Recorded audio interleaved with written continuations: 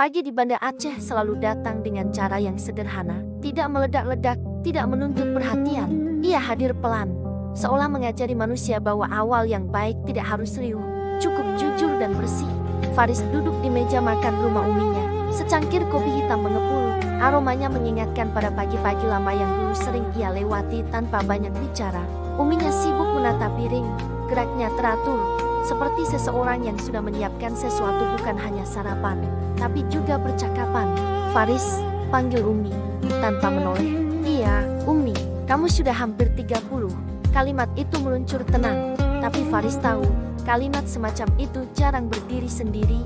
Ia seperti pintu yang dibuka perlahan, memperlihatkan lorong panjang bernama harapan orang tua. Iya, Umi, ulang Faris, lebih pelan.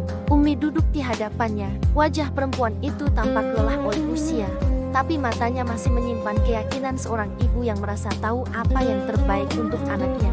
Umi tidak ingin kamu lama sendiri, lanjutnya. Hidup ini berat kalau dijalani sendirian. Ada ibadah yang tidak bisa dilakukan tanpa pasangan. Faris menunduk. Ia paham maksud itu. Ia tahu, menikah bukan hanya soal cinta, tapi juga tanggung jawab yang memanjangkan barisan amal. Namun hatinya, entah mengapa, tidak sepenuhnya berada di meja makan itu. Umi bertemu dengan keluarga Teguh Arman, kata Umi kemudian. Anaknya, Aisyah, guru di sekolah Islam, perempuan baik, keluarganya jelas. Nama itu menggantung di udara, seperti lonceng kecil yang berbunyi tepat di dalam dada Faris. Ia diam, bukan karena tidak hormat, tetapi karena di kepalanya muncul nama lain yang belum ia berani sebut, bahkan kepada dirinya sendiri. Umi tidak memaksa, kata Umi, seolah membaca kebimbangan Faris. Tapi Umi ingin kamu pertimbangkan. Jangan hanya menunggu perasaan yang belum tentu mengarah. Perasaan yang belum tentu mengarah. Faris menghela napas pelan. Ia ingin berkata, Umi, aku juga tidak ingin menunggu tanpa arah. Tapi bagaimana ia menjelaskan bahwa arah itu baru saja muncul kembali, namun masih diselimuti kabut adab dan ketakutan. Aku akan salat istikharah, Umi, ucap Faris akhirnya. Umi tersenyum tipis. Itu yang Umi harapkan. Jangan lama-lama, nak. Menunda juga bisa jadi cara setan mempermainkan hati. Faris mengangguk. Ia tahu Umi tidak salah. Ia hanya belum tahu bagaimana menjelaskan isi dadanya. Siang itu, Faris berada di kantor lembaga sosial tempat Safira bekerja. Bangunannya sederhana, catnya tidak sempurna, tapi terasa hidup oleh suara anak-anak yang belajar mengaji di ruang belakang. Safira duduk di seberangnya, membentangkan beberapa berkas. Ia berbicara tentang kebutuhan ruang, alur anak-anak, dan anggaran yang terbatas. Suaranya tenang, terukur, seperti seseorang yang sudah berdamai dengan keterbatasan, lalu memilih bekerja sebaik mungkin di dalamnya. Faris mendengarkan dengan sungguh-sungguh, tapi ada satu kalimat yang terus berputar di kepalanya sejak pagi, perasaan yang belum tentu mengarah. Safira, Faris menyela, sebelum ia benar-benar menyesal karena berbicara. Iya, aku ingin bertanya, tapi kalau kamu merasa tidak nyaman, tidak perlu dijawab. Safira menutup berkasnya. Ia menegakkan punggung, seperti seseorang yang bersiap mendengar hal penting. Silakan. Faris menimbang kata-katanya. Ia tahu, satu langkah salah bisa meruntuhkan pagar yang selama ini mereka jaga dalam bekerja atau berinteraksi. Katanya pelan. Apa yang paling kamu jaga? Safira terdiam sejenak. Lalu ia menjawab tanpa ragu, niat dan batas. Dua kata itu seperti palu kecil yang mengetuk kesadaran Faris.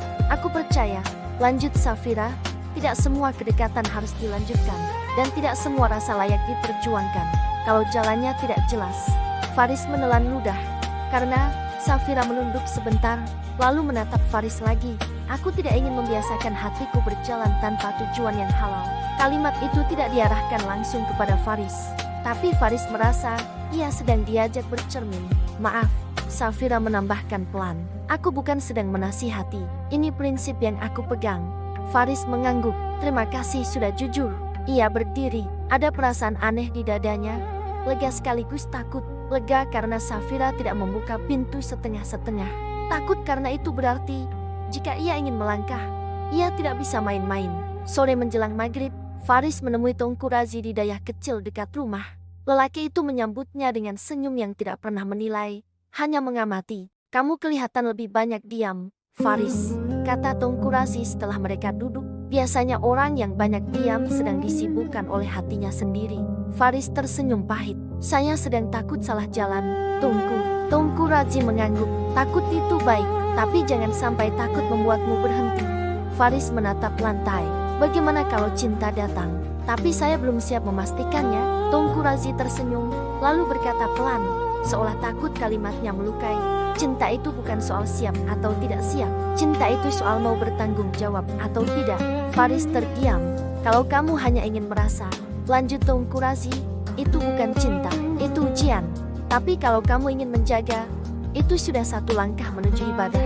Faris mengangkat kepala. Lalu, kapan saya tahu harus melangkah?